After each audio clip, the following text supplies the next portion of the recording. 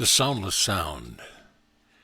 Ye seekers for the way, ye whose ears are yet deaf to the soundless sound, to you comes a message from all the spheres through which the spirit of life eternal presses onward, pulsating, rising, falling, beating the outward form into nothingness, that the immortal spirit of all things may be revealed to you, the soundless sound. Why hear ye not? Ye are so eagerly listening to the sounds that are without, to the babble of outer happening, to the babble of your thoughts. Man's thoughts are the world's babble in miniature. That which should be a deep-flowing river of consciousness is but the babble of a shallow brook.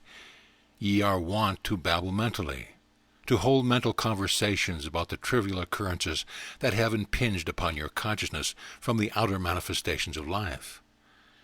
As the constant drip of water wears away the solid rock, so this wasted force exhausts the brain and stultifies the spiritual consciousness as would continued chatter of trifling things. Alas, how often these mental conversations are of matters unmentionable in outward speech.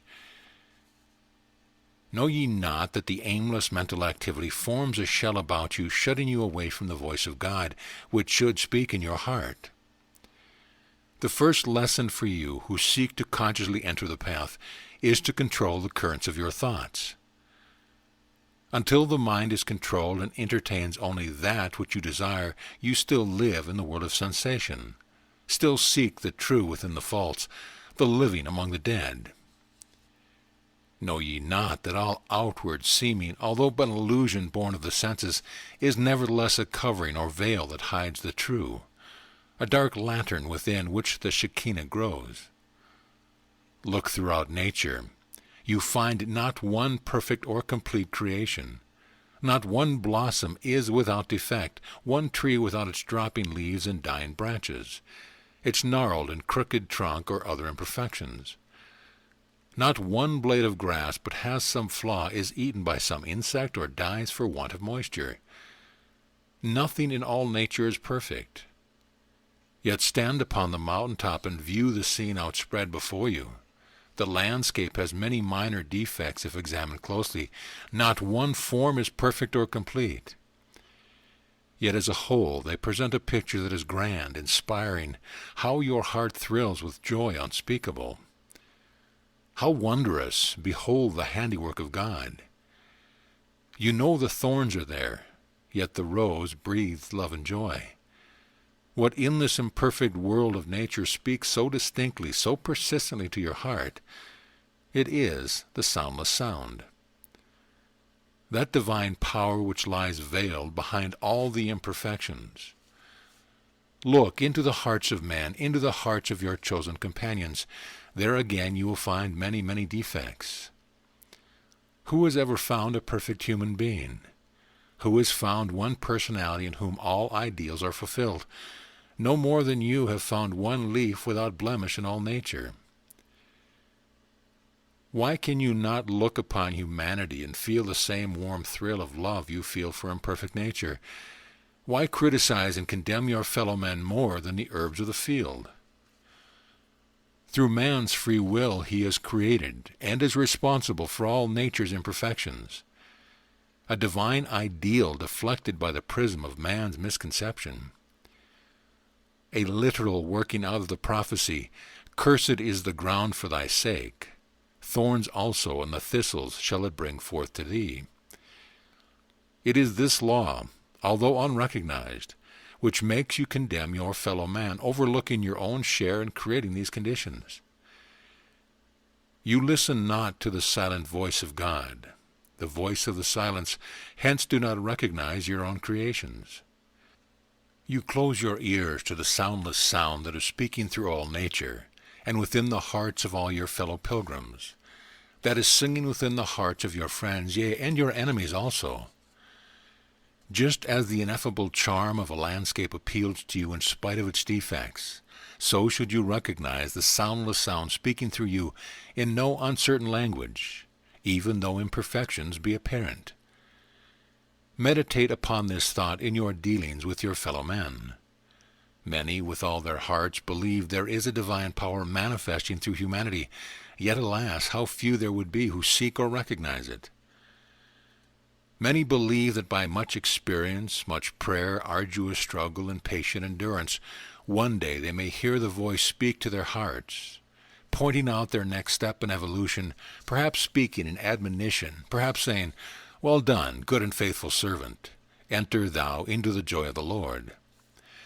How few realize that the voice of humanity is in reality the voice of God, but in quite a different sense from the usual interpretation of vox populi, vox Deus. Through every heart, in spite of its defects and failings, back of the personality which may be obnoxious, beneath and beyond, is the voice of God speaking. And this voice is the one voice in all, making humanity one.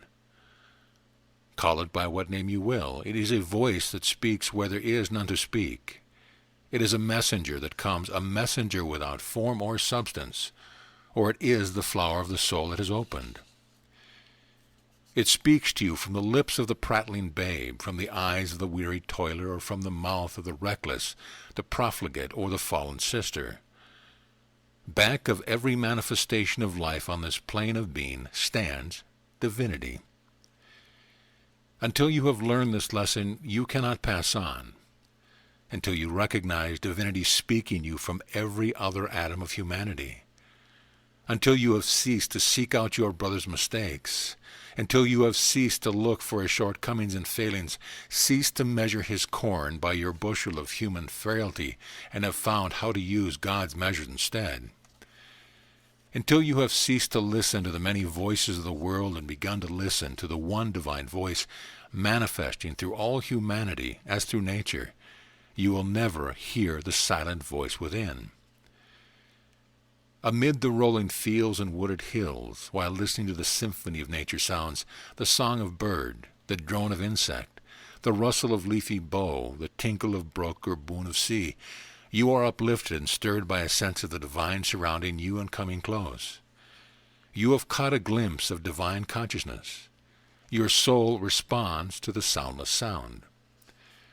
When your soul thrills with the same oneness as you contact your fellow men, you will then have ceased, at least in a measure, to listen to the many and hearken to the one.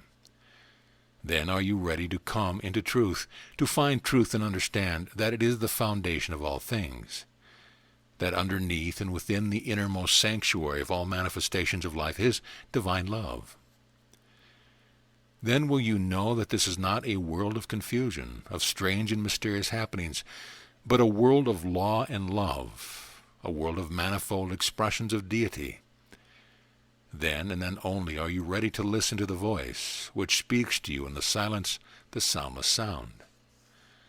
Then when you realize that you need not desert the haunts of men, live in the wilderness, mortify the flesh, live on roots and herbs, quench your thirst at the mountain streamlet, your opportunity will confront you wherever you are placed. You will find great joy ministering to each atom of humanity you meet. You will have found the one and all. Then will the voice become the daily friend, the everlasting counselor, the Prince of Peace, the God of love within your heart. To hear this voice, no psychic or occult powers are needed, although in time it will manifest in a definite way on the psychic and mental plane. This voice you so eagerly desire must first be heard and recognized in all things, ere it can be condensed and manifest consciously in your heart. For this animating principle of divinity speaks to you in no uncertain tones on every plane of being. Make it practical. You must dwell with God ere you can think God's thoughts or respond to the vibrations of a soundless voice. The physical is the lowest plane of manifestation. If you are deaf to the voice upon the physical plane, and think to hear it upon the psychic or mental planes, it may seem to fail you altogether. Or you will find yourself listening to astral voices which are ever ready to fulfill that which you desire. But such voices ultimately lead astray, even though expressing lofty sentiments at first and giving apparent good counsel. Know ye not the conditions of life in which you find yourself are those best fitted for your soul growth? Be true, O soul, and dare to stand in the inner sanctuary of your heart and face yourself. Know that you too sometimes vibrate falsely, yet within are true. Recognize this, and at once you will recognize the true within each soul, even those who, because of vibrations not in harmony with truth as revealed to you, are neither pleasing nor helpful. Learn to pass such souls by, but without condemnation, learning your lesson. If they express what is opposite to truth as seen by you, learn to express more truth because of their example. From them, learn to send forth stronger vibrations of truth. Only thus can you help them, never by condemnation. Let each soul vibrate to its own center as you vibrate to yours. In the grand man, as in the human body, there are many centers. Perfect harmony means each atom vibrating to its own center, while all respond to the one life. Then shall you know the psalm of life. Then shall the sacred joy, the great peace that comes to those who live with truth, enter into you. In harmony is self-produced by your own unwillingness to let each live his own life. Learn well this lesson. Then shall the soundless sound, which echoes in each heart and makes all the world akin, sing to you of gladness. And it will say that only as you forget self, let the little personal self be swallowed up in the great self, can you become a conscious note in the great symphony. Only when you find your greatest joy in bringing happiness to others, not seeking how to be happy, how to be loved, or how best to live close to the divine for yourself alone, only then can real abiding happiness and close companionship of the voice be yours. Then will you find that the sorrow and misery of life which so oppressed you has been swallowed up in a comprehension of the great plan of redemption. Give thanks for every step that has brought you to the realization that you are a conscious factor in this great work. Because of this voice you have learned to know and love, you can enter the hearts of others, can enter into the joy of the one life. It is not your brother or sister who brings this joy to you, but the one voice in the soul of all. Heedless having reached this step, you go astray, lest in the zeal of self-sacrifice you seek to bear all burdens that others may go free. But just first to yourself that you may just to others. Know well the burdens of all souls are sent in love. Deprive them not of the strength they bring, lest alas for lack of the burden you would bear they should lose the prize. Discriminate between justice and selfishness. Say not in presumptuous pride that you will bear all suffering. Say rather you will uplift the world by being better and happier yourself. Misery, like happiness, is contagious. To be miserable is but to increase the misery of the world. The psalm of life which you seek to bear is not a wail of misery, but a paean of joy. Through thoughtless selfishness, perchance, you bring sorrow to another, and go your way, sharing it not. But you cannot bring one joy, even to the least of your brethren, that your own soul is not filled with the same joy, yea, a greater joy. For the joy you feel is the joy of the one life surging through the universe. By your own effort you have opened a door and permitted it to flow through you. You have sounded a note on the great harp of life, and its vibrations will never cease. They shall spread from sphere to sphere, and open to you the melody of the divine, the soundless sound. Therefore we are not all one in sorrow. For sorrow is not immortal and has no existence in the one life. It belongs wholly to earth, is one of the imperfections of separated existence. It must pass away, just as every imperfection in nature will be transmuted as the divine is deflected less and less by man's imperfect prison. Sorrow may endure for a night, but joy cometh in the morning. Many who have lost a dear companion feel it a melancholy duty to shut their hearts away from joy and dwell in sorrow. This, instead of pleasing the departed, keeps them from the joy awaiting them. The voice of the Christ is continually saying, "Rejoice in the Lord always." And again I say, rejoice. If you would hear this voice in the conditions of earth, strive to awaken it by deeds of loving kindness, just the natural little kindnesses that bring joy into life. Also watch that your features take not on a doleful expression, or of superiority, pride, and condescension. A joyful countenance will brighten the day for many a weary soul. Should sorrow or misfortune overtake you, turn your mind to the joy of the one life, away from the petty worries that are barriers to its manifestation. When little by little you have learned to hear the soundless sound in the hearts of all creatures in the physical world, then will it begin to manifest in your mental world. It will take form in your heart, will cheer and comfort you. When you have listened to and obeyed the God within, the higher self who is one with all will make his own voice heard.